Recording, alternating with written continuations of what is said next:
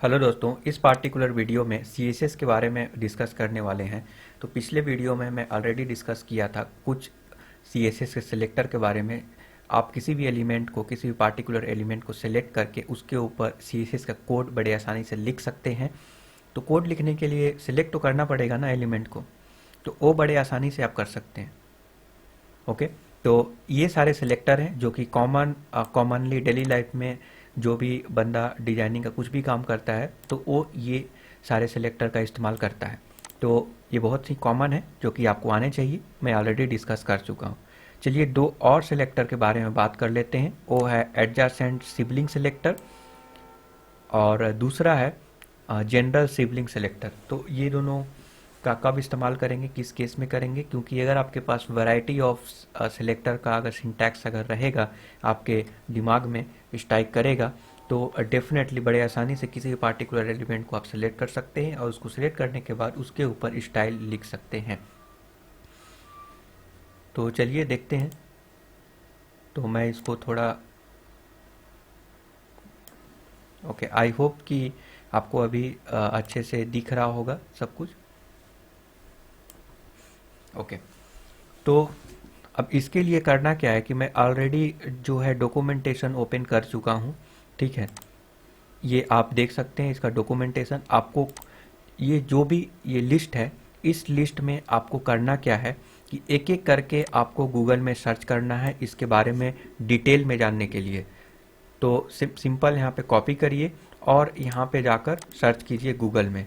जैसे ही आप सर्च करेंगे तो आपको W3 स्कूल और बहुत सारे ब्लॉग्स आर्टिकल लिखे रहेंगे और उसके थ्रू आप बड़े आसानी से समझ में आ जाएगा। तो जैसे आप इस पर क्लिक करेंगे तो देखिए ये बहुत ही फेमस है, developer.mozilla.org। ये बहुत ही, ये काफ़ी ज़्यादा फेमस है वेब डेवलपर के लिए और लोग डॉक्यूमेंटेशन का इस्तेमाल करते हैं और यहाँ पे कुछ एग्जांपल्स भी दिए होते हैं, तो बड़े आसानी से आप समझ जाएंगे।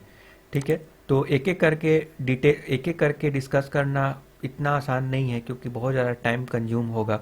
अगर हम इसको एग्जांपल के माध्यम से अगर मैं समझाऊं, करके बताऊं, तो बेटर ये है कि आप खुद से सर्च कीजिए और खुद से करने का प्रयास कीजिए। इससे ज़्यादा जल्दी आपको सीखने को मिलेगा। ठीक है, तो चलिए इसके बारे में थोड़ा बहुत हम बात कर लेते हैं। वो है एडजेसेंट सिबलिंग सेलेक्टर और जनरल सिबलिंग सेलेक्टर। तो मैं ऑलरेडी दोनों के लिए डॉक्यूमेंटेशन यहाँ पे ओपन कर चुका हूँ। तो चलिए थोड़ा बहुत डिफिनीसन देख लेते हैं। तो डिफिनीसन ये बोलता क्या है कि जो है adjacent sibling combinator separate two selector and matches the second element only if it is immediate follow the first element and both are children of same element. तो कंडीशन ये है कि जो भी एलिमेंट है, सपोज दैट इस ये example provide किया गया है इस डॉक्यूमेंटेशन में, ये हो गया पेरेंट और पेरेंट के बाद चिल्ड्रेन। तो ये तभी अप्लीकेबल होगा जब एक ही पेरेंट के जो है चिल्ड्रेंस हैं, तो अदरवाइज ये अप्लीकेबल नहीं होगा। ठीक है, तो ये एक बात समझ लीजिए इस सिलेक्टर का इस्तेमाल कर रहे हैं तो एग्जांपल दिया गया है। इसका बेसिक सिंटैक्स है फॉर्मर सेलेक्टर, मतलब एक पार्टिकुलर एलिमेंट मान लीजिए farmer element plus target element. एक पार्टिकुलर एलिमेंट से किस एलिमेंट को टारगेट करना है उसको यहाँ पे ऐसे करके लिखना होगा। देन यहाँ पे स्टाइल का प्रॉपर्टी लिखना पड़ेगा। सिंपल है, बहुत सिंपल है। स्टाइल का प्रॉपर्टी यहाँ पे लिखेंगे, जैसे कलर चेंज करना हुआ, बैकग्राउंड कलर चेंज करना हुआ या फिर किसी भी तरह का कोई भी चेंजेस करना हुआ तो बड़े आसानी से स्टाइल लिख सकते हैं। तो ये उसका बेसिक सिंटैक्स हुआ। तो ये बोल क्या रहा है, ये अगर CSS का कोड देखेंगे तो बोल क्या रहा है कि li फर्स्ट ऑफ टाइप, मतलब li का जो पहला जो है प्लस li उसके बाद वाला li को सिलेक्ट करना है। तो ये सिलेक्ट कर लिया, इसका मतलब 2 को सिलेक्ट कर लिया। अब 2 को सिलेक्ट करने के बाद कुछ स्टाइल तो लिखना पड़ेगा क्योंकि आपने सिलेक्ट किया तो किसी पर्पज़ के लिए किया होगा। तो मान लीजिए कलर रेड कराना चाहते हैं 2 को, तो ऐसे करके यहाँ पे 2 को रेड करा सकते हैं। ये बहुत ही सिंपल एग्जांपल है और भी इसके बारे में सर्च कर सकते हैं। इंटरनेट में काफ़ी ज़्यादा एग्जांपल अवेलेबल है, इससे जो है आप बड़े आसानी से समझ सकते हैं। तो ये रहा। अब चलिए सेकेंड वाले के बारे में डिस्कस कर लेते हैं। सेकेंड है जनरल सिबलिंग सेलेक्टर। ये क्या होता है कि इसके लिए भी मैं डॉक्यूमेंटेशन ओपन कर चुका हूँ ताकि एग्जांपल्स के लिए मुझे कोड ना करना पड़े, आप खुद ब खुद समझ जाएं। तो यहाँ पे आप नोटिस करेंगे कि ये बोल क्या रहा है, ये कब काम करता है, किस कंडीशन में। तो separate two selector and match all the iteration of the second element that are followed the first element through not necessarily immediately and the children of the same parent. तो ये भी, इसमें भी ये कंडीशन होना चाहिए कि एक ही पेरेंट का चिल्ड्रेन होना चाहिए, पहला कंडीशन। और दूसरा कि उस एलिमेंट के बाद, यानी कि फॉर्मर एलिमेंट के बाद जो टारगेट एलिमेंट है, अगर दो टारगेट एलिमेंट मिला तो दोनों में ये अप्लीकेबल हो जाएगा। तो ये एग्जाम्पल है, पी के बाद जो भी स्पैन आएगा उसका कलर रेड हो जाना चाहिए। तो देख सकते हैं पहले स्पैन है तो इसका कलर रेड नहीं होना चाहिए, तो ऐसा ही है। सेकेंड में पी है तो वो पी यहाँ पे आया, देख सकते हैं ये रहा P paragraph and the code, ये रहा कोड। कोड के बाद स्पैन आ गया, बट पी के बाद जो है स्पैन आया तो इसलिए रेड हो गया। क्यों? क्योंकि आपने यहाँ पे रेड लिखा है। ठीक है, तो इसीलिए काम किया आपने, पी के बाद यहाँ पे रेड लिखा है इसीलिए रेड हो गया। चलिए थोड़ा ऐसे कर लेते हैं।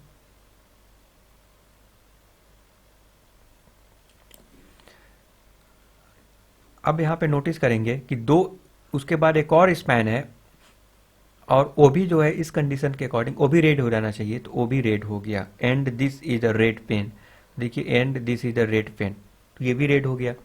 अब यहाँ पे नोटिस करेंगे कि ये उसके बाद जो है स्पैन है तो ये अप्लीकेबल होगा, क्योंकि ये जो पी है, पी के बाद ये स्पैन आता है, तो फिर ये भी रेड हो गया, बाकी के लिए काम नहीं किया। तो इस टाइप से ये इसका बेसिक सिंटैक्स है, आप यूज कर सकते हैं। अधिक जानकारी के लिए आप सिंपल इस कीवर्ड को कॉपी कीजिए, मैं ये डिस्क्रिप्शन में ये लिंक दे दूंगा। जस्ट आपको क्या करना है, कॉपी करना है सारे को, मीन्स कुछ कुछ ही मैं आपको बता रहा हूँ यहाँ पर। ज़्यादा जानकारी के लिए आप खुद से सर्च कर सकते हैं। और जो मैं लिस्ट में बताया हूँ ये बहुत ही बेसिक है और बहुत ही यूज़फुल है। इतना करने के बाद डेफिनेटली आप कॉन्फिडेंस फील कीजिएगा। ठीक है, और जनरली जो है रियल लाइफ में इन्हीं सारे सिंटैक्स का, सीएसएस के जो कोड है, इन्हीं सारे जो है सिंटैक्स, यही सारे जो मैं लिस्ट में मैं दिया हूँ उसी का इस्तेमाल जनरल किया जाता है। तो ये आप समझ गए होंगे, उसी टाइप से जनरल सिबलिंग सेलेक्टर। और बाकी सेलेक्टर के बारे में मैं ऑलरेडी डिस्कस कर चुका हूँ प्रीवियस वीडियो में, तो आप देख सकते हैं। चलिए उसके बाद आते हैं स्यूडो सेलेक्टर एंड एलिमेंट।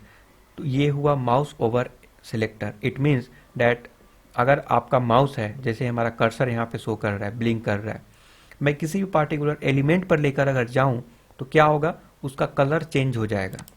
ठीक है, उसका कलर चेंज हो जाएगा। सपोज दैट हमको ऐसा करना है तो कैसे करेंगे, तो उसके लिए ऐसा कोड है, उसके लिए होवर यहाँ पे लिखना पड़ता है, कॉलन होवर। अब आपको अधिक जानकारी के लिए इसको कॉपी करके जो है प्लेस करेंगे, गूगल में सर्च करेंगे तो और भी एग्जाम्पल मिल जाएगा। तो चलिए थोड़ा बहुत इसके बारे में डिस्कस कर लेते हैं। तो ये देखिए हमारा एक पेज है जिस पे मैं प्रीवियस वीडियो में मैं ये क्रिएट किया था। मान लीजिए कि जब मैं इस पे लेकर जाऊं अपना बटन तो इसका कलर चेंज हो जाना चाहिए। तो कैसे करेंगे, वो करेंगे। उससे पहले आपको ये जानना जरूरी है कि जो भी CSS का कोड है ना, आपको ब्राउज़र में ही आप करके चेक कर सकते हैं। आपको अपने टेक्स्ट एडिटर में जाकर चेक करने की ज़रूरत नहीं है, ब्राउज़र में ही आप कर सकते हैं। उससे इसका एडवांटेज क्या है कि जब डेवलपमेंट प्रोसेस करते हैं, means during the development process होता क्या है कि मल्टीपल टाइम कोड में चेंज करते हैं। तो उससे क्या होगा कि मल्टीपल टाइम कोड में चेंज करेंगे, उसको सेव करेंगे, फिर पेज को रिफ्रेश करेंगे, इतने सारे प्रोसेस के साथ गुजरना पड़ता है। तो उसको फास्ट फॉरवर्ड करने के लिए हम लोग कुछ और कर सकते हैं। ठीक है, तो क्या करेंगे चलिए मैं बताता हूँ। और कभी कभी मान लीजिए कोई साइट लाइव है तो आपको क्या करना पड़ेगा, लाइव साइट में अगर साइट लाइव है तो आप डाउनलोड करेंगे डेफिनेटली कोड को, तब आप करेंगे, क्योंकि वो यूज़र को तो नहीं दिखना चाहिए ना कि अभी रेड था ग्रीन हो गया, ऐसा तो नहीं दिखना चाहिए यूज़र को। तो लाइव में आप टेस्ट नहीं कर सकते। अब ये जो मैं ट्रिक बता रहा हूँ बहुत सारे लोगों को आता है। जनरली जो भी CSS डेवलपर है ना, जो भी CSS का कोड लिखता है ना, उसको ये पता होता है। तो आप भी जान लीजिए। आपको यहाँ पे क्लिक करना है 3 डॉट पे एंड देन मोर टूल पे जाना है, देन डेवलपर टूल के अंदर जाना है। डेवलपर टूल के अंदर जाएंगे तो ये डेवलपर टूल कुछ इस प्रकार से खुल जाएगा, जैसे मेरे केस में खुल गया है। ठीक है, यहाँ पे खुल जाने के बाद आपको इस पे क्लिक करना है। इस पे क्लिक करने के बाद आप किसी भी पार्टिकुलर एलिमेंट को सिलेक्ट कर सकते हैं, तो ये इसका एडवांटेज है। तो सपोज दैट हमको बड़ा वाला वर्ल्ड ज्ञान को सिलेक्ट करना है, तो इस पे लेकर गए, सिलेक्ट हो गया। देखिए ये सिलेक्ट हो गया। अगर सपोज दैट इस पे क्लिक करना है तो ये वाला सिलेक्ट हो गया। अब इसके ऊपर हमको कोड लिखना है, तो कैसे लिखेंगे चलिए देखते हैं। तो क्या करेंगे, यहाँ पे एलिमेंट पे जो सिलेक्टेड एलिमेंट है वो अप्लीकेबल होगा अगर आप यहाँ पे कोड लिखते हैं तो मैं यहाँ पे क्या करता हूँ, background colour. Okay, one thing, इसको करने से पहले होबर आपको ट्राई करना है, तो यहाँ पे आप नोटिस कीजिएगा कि यहाँ पे होबर करके लिखा हुआ है। जस्ट आप इस पे क्लिक कीजिए और इस पे क्लिक कर दीजिए। अब जो भी कोड लिखेंगे ना, तो होबर के बाद जो कोड लिखना होगा, मतलब होबर के बाद जो चीज़ होना चाहिए वो चीज़ यहाँ पे खुद यहाँ पे देख सकते हैं। यानी कि अगर मैं यहाँ पे बैकग्राउंड कलर यहाँ पे करें, बैकग्राउंड कलर, और यहाँ पे रेड कर दें, तो देख सकते हैं रेड हो गया। इसका मतलब ये है कि जब इसको रिमूव कर दिए और ये होवर करने के बाद अगर यहाँ पे लिखते हैं ना एलिमेंट, ये रेड लिखते हैं, तो ये अप्लीकेबल हो जाएगा। मतलब ऐसा होगा कि जब आप होवर करेंगे तो ये अप्लीकेबल होगा। ठीक है, तो सपोज दैट यहाँ पे प्लस पे क्लिक करते हैं, तो ये देखिए एक और जो है एक स्टाइल शीट आपके लिए, डुप्लीकेट स्टाइल शीट बोल सकते हैं, क्रिएट हो गया। तो चलिए सेम चीज़ को वहाँ पर लिखते हैं, बैकग्राउंड कलर। अब मैं यहाँ पे इसको रिमूव कर देता हूँ और यहाँ पे लिखता हूँ। यहाँ पे मैं क्या करूँगा, सारे ए है, सारे एंकर टैग पे मैं यहाँ पे लिखूँगा होवर, होवर, और यहाँ पे ओ कोड डाल दूंगा आपको दिखाने के लिए। कलर इसको मैं कर देता हूँ रेड। ये रेड यहाँ पे शो कर रहा है। मैं अभी जाऊँगा एलिमेंट पे, मैं इसको रिमूव कर दूंगा। आप नोटिस करेंगे कि ये गायब हो गया, बट जब मैं यहाँ पे कर्सर लेकर जाऊँगा तो रेड हो रहा है। देख रहे हैं कि रेड हो रहा है, रेड हो रहा है, बैकग्राउंड कलर चेंज हो रहा है। क्यों? क्योंकि आपने ऐसा कोड में लिखा, इसीलिए ऐसा कुछ हुआ। बट अगर आप होवर यहाँ पे क्लिक कर देंगे तो जो कर्सर ले जाने के बाद दिखना चाहिए था वो यहाँ पे दिख जाएगा आपको। इसका मतलब आप डेवलपमेंट कर रहे हैं, तो ऐसा नहीं है कि आपको कर्सर लेकर जाएंगे तो फिर दिखेगा। यहाँ पर ही क्लिक कर दीजिए, जो कर्सर लेकर जाने के बाद दिखना चाहिए वो यहीं पर दिख जाएगा। ठीक है, तो मैं आशा करता हूँ कि ये आपको समझ में आ गया। तो ये रहा होवर। तो इसी टाइप से कई सारे सिलेक्टर मौजूद हैं।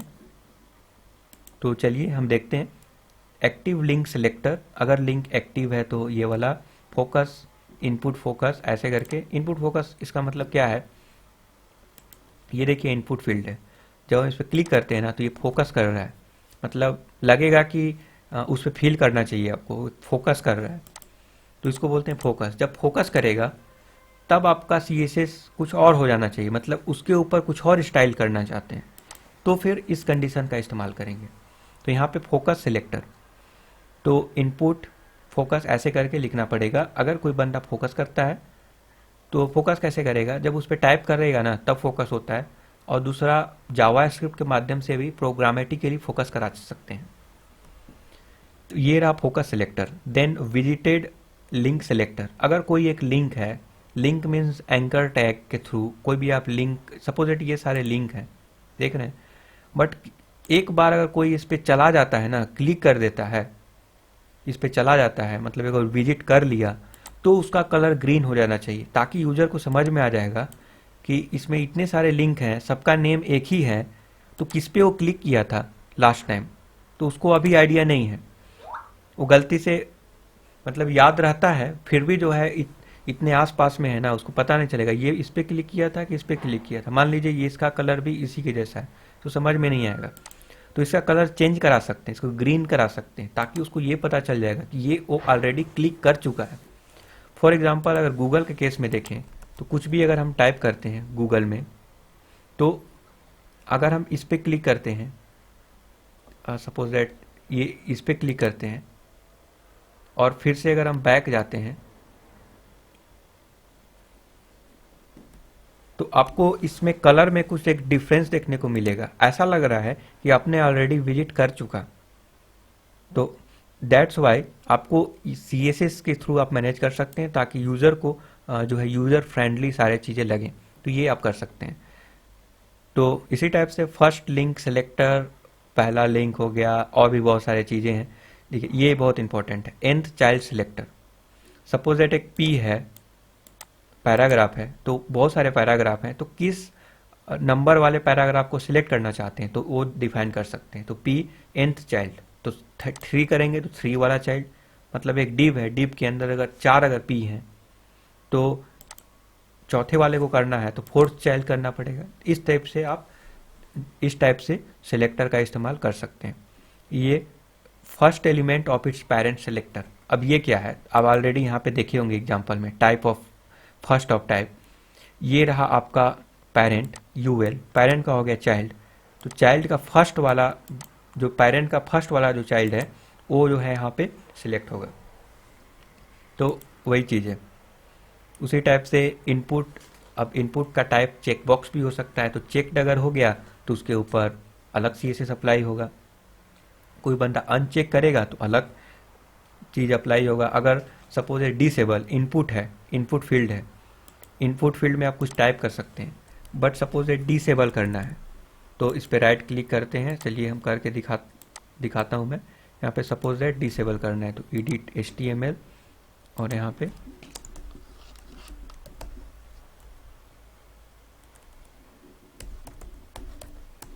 डिसेबल्ड इज इक्वल टू, यहाँ पे लिख देते हैं डिसेबल्ड। यहाँ पे बाहर क्लिक करेंगे, देख सकते हैं अभी ये डिसेबल हो गया, कुछ टाइप ही नहीं हो रहा है। यहाँ पर मैं टाइप करने का प्रयास कर रहा हूँ। तो जब ऐसा रहेगा तो यूज़र को कैसे पता चलेगा कि ये डिसेबल हो गया है? तो एक कलर हम दे देंगे यहाँ पे, तो उसके ऊपर हम लोग स्टाइल लिखते हैं। तो चलिए ये वाला हो गया, उसके लिए इनपुट का अगर डिसेबल हो गया तो उसके ऊपर जो है अलग स्टाइल, अगर इनेबल्ड है तो उसके लिए अलग स्टाइल। इस टाइप से आप लिख सकते हैं। तो ये इतने सारे सिलेक्टर हैं, और मैं उम्मीद करूंगा कि ये सारे सिलेक्टर आप जो है जानते होंगे। अगर आप वेब डेवलपमेंट में आ रहे हैं तो CSS आपको थोड़ा बहुत आना चाहिए, और ये सिलेक्टर जो मैं लिस्ट बनाया हूँ ये काफ़ी ज़्यादा जो है आपको यूजफुल होगा। टेक्स्ट स्टाइल समझ लेते हैं। सपोज टेक्स्ट है, और डेफिनेटली अगर किसी भी वेब पेज में बात करें तो आपको बहुत सारे टेक्स्ट ही देखने को मिलते हैं। ये क्या है, टेक्स्ट ही तो है। हाँ, आपको इमेजेस भी मिलेंगे, वीडियोस, ऑडियो, सब कुछ मिलेगा, बट जनरली टेक्स्ट मिलता है, टेक्स्ट। तो उसके लिए आपको वेरियस स्टाइल करने पड़ते हैं। तो ये सारे स्टाइल बहुत ही यूज़फुल हो जाएंगे।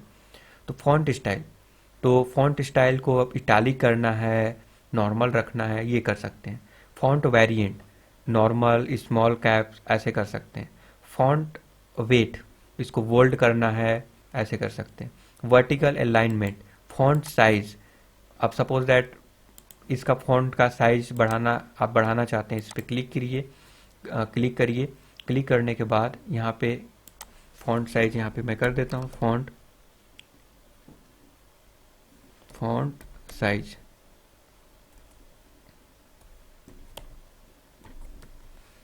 फॉन्ट साइज यहाँ पे कुछ प्री बिल्ड यहाँ पे देखने को मिलेगा, जैसे लार्ज हो गया तो ये थोड़ा लार्ज दिख रहा होगा, बट आप जो है ऐसे भी कर सकते हैं। यहाँ पे 12px कर दीजिए, तो ये 12px हो गया। इसको बढ़ाते जाइए तो आप चेक कर सकते हैं कितना बड़ा हो रहा है। देखिए ये बड़ा होते जा रहा है। तो ऐसे आप टेस्ट कर सकते हैं कि कैसे चाहिए, तो डिजाइनिंग करते टाइम में कितना बड़ा टेक्स्ट चाहिए वो सब आप बड़े आसानी से यहाँ पे कर सकते हैं। तो ये सब, अगर ये स्टाइल यहाँ पे काम कर जाता है तो सेम कोड को यहाँ पे कॉपी करके और अपने कोड में पेस्ट कर देना है। इसका मतलब ये है कि समझिए बात को, आपको सिलेक्टर से तो सिलेक्ट कर लिए उस एलिमेंट को, सिलेक्ट करने के बाद उसके ऊपर का जो कोड है वो आप यहाँ पे करके चेक कर लीजिए। जब ये काम हो जाएगा, काम करेगा, तब आप अपने कोड में डाल दीजिए, क्योंकि वो वहाँ पे काम करेगा, क्योंकि यहाँ पे काम कर रहा है। तो इसका मतलब क्या है कि जो स्टार्टिंग में आपको बताया था कि यहाँ पे टेस्ट करने का फ़ायदा ये है कि आपको लाइव में करने की ज़रूरत नहीं है, और जो टाइम कंजम्पशन होता है कोड, आप सपोज VS कोड में चेंज करेंगे फिर सेव करेंगे, फिर पेज को रिफ्रेश करेंगे, इतने सारे प्रोसेस के साथ गुजरना पड़ेगा। तब आप उस चेंजेस को देख सकते हैं कि वो चेंजेस इफ़ेक्ट कर रहा है यहाँ पे, वो काम कर रहा है कि नहीं कर रहा है। उसको चेक करने के लिए आप यहाँ पर ही कर लीजिए। उसी टाइप से जावा स्क्रिप्ट का कोड लिखते हैं तो कंसोल में जावा स्क्रिप्ट का कोड चेक कर लीजिए। अगर यहाँ पे वर्क किया तो अपने जो है पेज में, अपने रियल कोड में इंक्लूड कर लीजिए। ये बेटर वे है डेवलपमेंट प्रोसेस का। ठीक है, तो आप समझ ही गए होंगे फॉन्ट वेट। और कुछ कुछ इंपॉर्टेंट मैं देख लेता हूँ। हाँ, टेक्स्ट ट्रांसफॉर्म, इट मीन्स कभी आप देखे होंगे कि कभी आप टाइप करते हैं ना, तो स्मॉल में भी टाइप करते हैं तो कैपिटल हो जाता है। तो ऐसा इसलिए होता है क्योंकि आपने टेक्स्ट ट्रांसफॉर्म कर दिया। या फिर सपोज आप कोड करेंगे, HTML का कोड लिखेंगे, तो यहाँ पे क्लिक हेयर लिखे हैं कैसे कि पहला है कैपिटल है, फिर स्मॉल है, फिर सारा स्मॉल है, पहला कैपिटल फिर सारा स्मॉल। बट अगर वो वाला प्रॉपर्टी यूज कर लीजिएगा स्टाइल का, तो क्या होगा ना, अगर सबको अपर किए हैं तो सब अपर में कन्वर्ट हो जाएगा, नहीं तो लोअर किए हैं तो लोअर में कन्वर्ट हो जाएगा। तो ये आप कर सकते हैं, capitalise, lower case, upper case आप कर सकते हैं। तो लोअर करेंगे तो लोअर हो जाएगा, अपर करेंगे अपर हो जाएगा। कुछ भी डालिए, लोअर डालिए, अपर डालिए, बस ऑटोमेटिक वो हो जाएगा।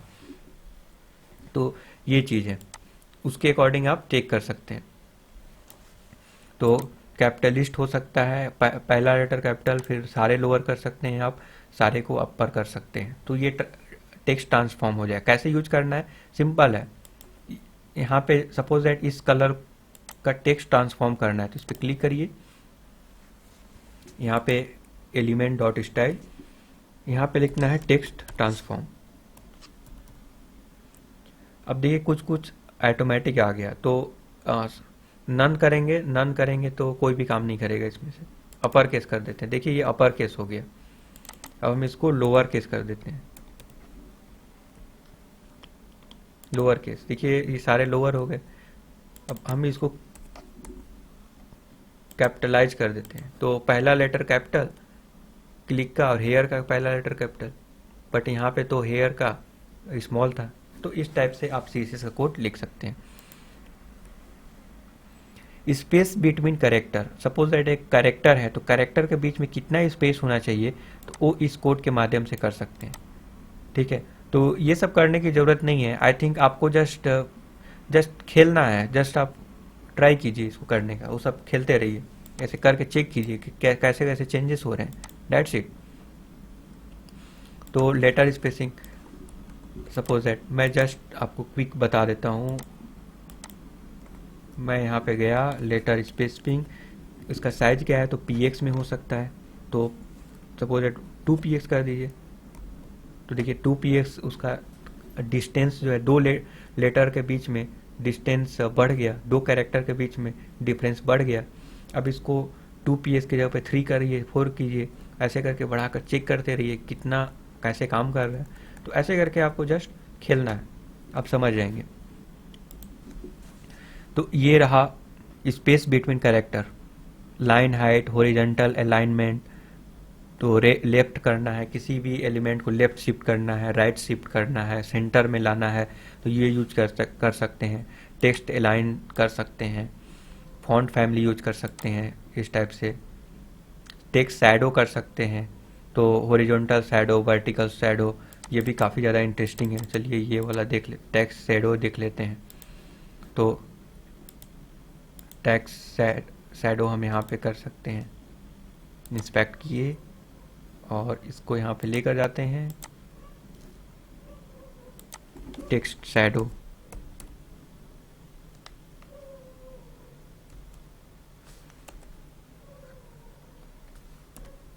तो यहाँ पे हॉरिजॉन्टल,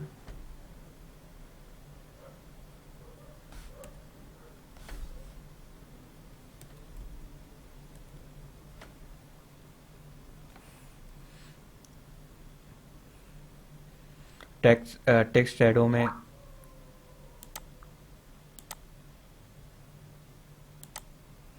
ओके।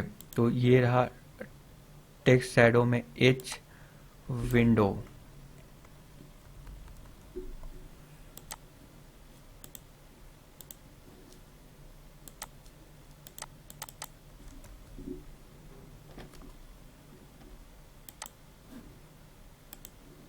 उसके बाद आता है एज शैडो, उसके बाद यहाँ पे इनिशियल कर सकते हैं, लेट्स सी।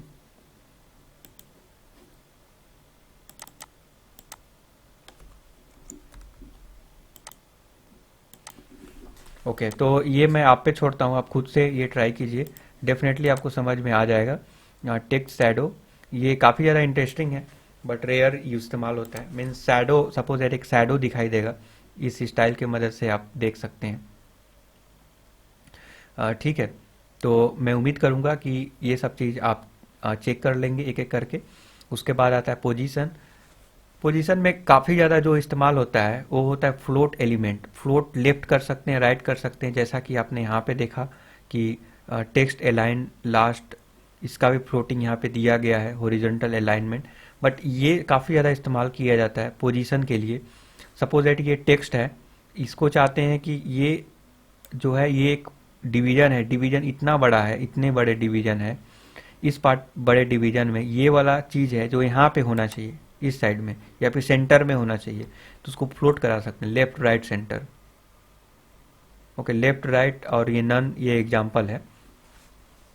उसी टाइप से ये रहा जेड इंडेक्स। कभी कभी आप नोटिस करेंगे कि एक इमेज है, इमेज के ऊपर जो है कुछ टेक्स्ट लिखे होते हैं।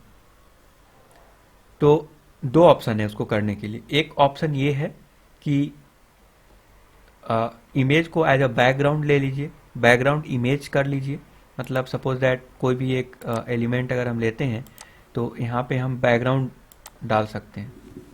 लेट से यहाँ पर बैकग्राउंड इमेज आपको देखने को मिलेगा, इमेज का यहाँ पे लिंक दे देंगे तो बैकग्राउंड इमेज हो जाएगा। दूसरा ऑप्शन ये है कि इमेज के ऊपर टेक्स्ट लिखने के लिए आप ये वाला चीज लिख सकते हैं, जेड इंडेक्स। ठीक है, ये जस्ट मैं एग्जांपल बता रहा हूँ। जेड इंडेक्स मतलब अगर दो चीज है तो इस, अगर सपोज दैट एक चीज, एक एलिमेंट है, उसके ऊपर एक अनदर एलिमेंट अगर लिखना चाहते हैं, उसके ऊपर दिखाई दे, ओवरलैप करे, तो आप जेड इंडेक्स का इस्तेमाल कर सकते हैं। तो फॉर एग्जांपल अगर मैं एक एग्जांपल ढूंढूं तो आपको मिल जाएगा जेड इंडेक्स CSS। ये रहा जेड इंडेक्स, इस पर क्लिक करना है आपको, और मैं जो बता रहा था वो सेम चीज़ है, जिस इस पर ट्राई योर सेल्फ करना है। ये देखिए कोड है, जेड इंडेक्स -1 किया गया है। ये देखिए बैकग्राउंड इमेज है, because the image has a Z index of -1 it will be placed behind the heading. ठीक है, तो इस टाइप से आप टेस्ट कर सकते हैं।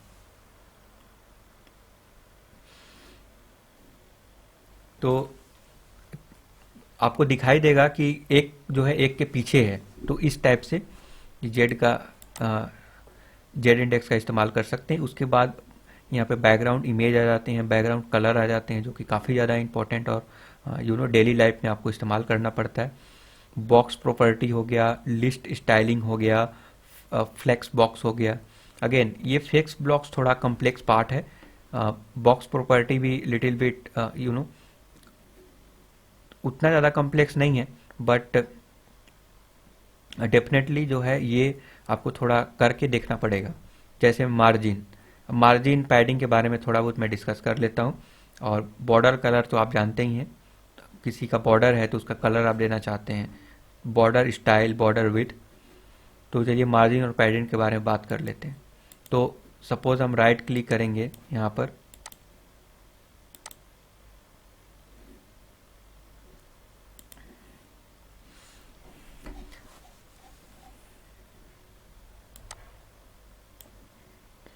यहाँ पे आप नोटिस करेंगे कि ये हो गया बॉर्डर। इस ग्राफ के माध्यम से आप बड़े आसानी से समझ सकते हैं। तो जो सिलेक्ट हुआ है, ये देखिए मार्जिन हो गया, ऊपर में भी आप उसी कलर में यहाँ पे ब्लिंक कर रहा होगा, ये मार्जिन हो गया। ठीक है, मार्जिन मतलब क्या, आउटसाइड, आउटसाइड में कितना शिफ्ट करेगा वो हो गया मार्जिन। और उसके अंदर में हो गया देखिए बॉर्डर। और ये एलिमेंट है, एलिमेंट के ऊपर हो गया, देख सकते हैं ये हो गया पैडिंग।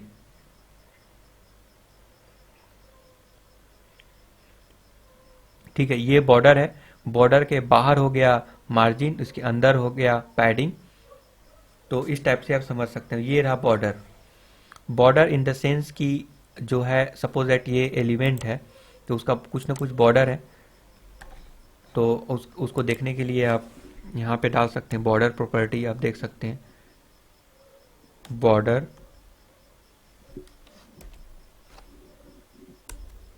कलर, बॉर्डर कलर से आपको समझ में आ जाएगा कि कहाँ कैसे बॉर्डर है। तो हम यहाँ पे रेड कर देते हैं और देखिए ये रेड यहाँ पे दिखाई दे रहा होगा। और यहाँ पे हम करते हैं बॉर्डर साइज,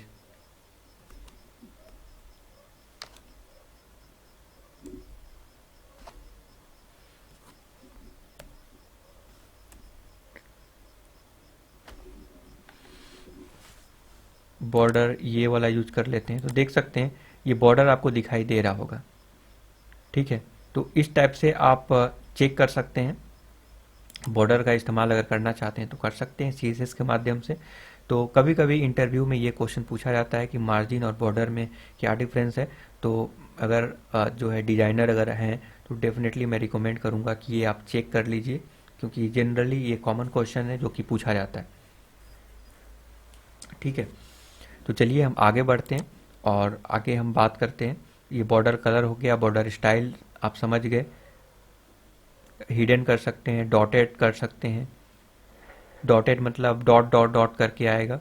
तो ये आप करके खुद से देखिए, ये सारा कुछ मेरे ऊपर मत छोड़िए कि मैं ये करके आपको दिखाऊं।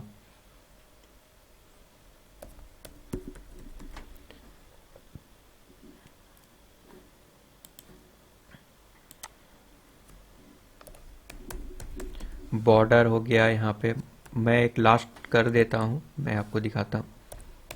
मुझे मालूम है कि अगर आप करेंगे तो कभी कभी ये वर्क नहीं करेगा, कुछ थोड़ा बहुत मिस्टेक होने की वजह से। तो आपको वो चीज़ फाइंड आउट करना है, ये आप ये खुद से करने के बाद आपको समझ में आएगा कि कैसे इसको फाइंड आउट करते हैं। तो यहाँ पे जैसा कि आप देख सकते हैं ये प्रॉपर्टी था यहाँ पे बॉर्डर स्टाइल। तो यहाँ पे मैं लिखूंगा border style, BORDER style dotted. देखिए डॉटेड दिख रहा होगा, कितना ब्यूटीफुल दिख रहा है। तो आपको खुद से प्रयास करना पड़ेगा ये सब करके। बॉर्डर विड्थ कर सकते हैं, विड्थ भी सपोज दैट ये इसका थिकनेस कितना है तो भी कर सकते हैं। ये बॉर्डर से रिलेटेड हो गया। बॉर्डर विड्थ से सिलेक्ट करते हैं, तो बॉर्डर विड्थ में 20 px कर दीजिए, बहुत बड़ा हो जाएगा। देखिए इतना बड़ा हो गया। तो वो भी कर सकते हैं, छोटा बड़ा कर सकते हैं, और बड़ा छोटा कर सकते हैं। तो ये बड़ा छोटा करके भी आप चेक कर सकते हैं बॉर्डर का विड्थ क्या होगा बड़े आसानी से। तो ये सब बॉर्डर प्रॉपर्टी हो गया। उसी टाइप से लिस्ट का प्रॉपर्टी हो गया। लिस्ट मतलब जो आपको मैं एग्जांपल में यहाँ पे बताया था, ये रहा लिस्ट LI। उसके बाद फ्लेक्स बॉक्स थोड़ा कम्प्लेक्स है, आपको अच्छे से समझना पड़ेगा इसको। CSS ग्रिड ये भी थोड़ा कम्प्लेक्स है। और ये रहा dynamic content.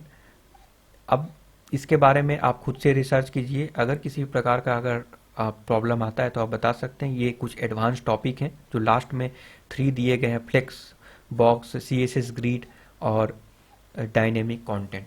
As a full stack developer generally आप बूटस्ट्रैप या फिर बना बनाया CSS का इस्तेमाल करते हैं।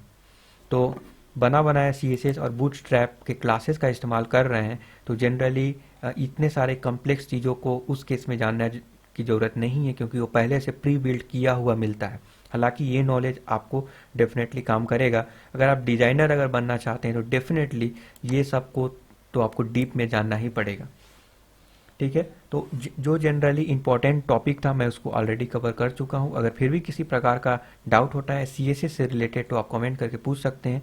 मैं उम्मीद करूँगा कि आपको समझ में आ गया होगा। मैं आपको हाईली रिकमेंड करूँगा कि आप जो है खुद से इन सारे चीज़ों को सर्च कीजिए गूगल में, और जो है उसका एग्जाम्पल देखिए और खुद से करने का प्रयास कीजिए। ये ही सबसे बेटर वे है सीखने का। अदरवाइज मैं करूँगा तो आपको कुछ फ़ायदा नहीं होगा, जस्ट आपको देखने में अच्छा लगेगा, ठीक है। तो अभी के लिए इतना ही, मिलेंगे नेक्स्ट वीडियो में।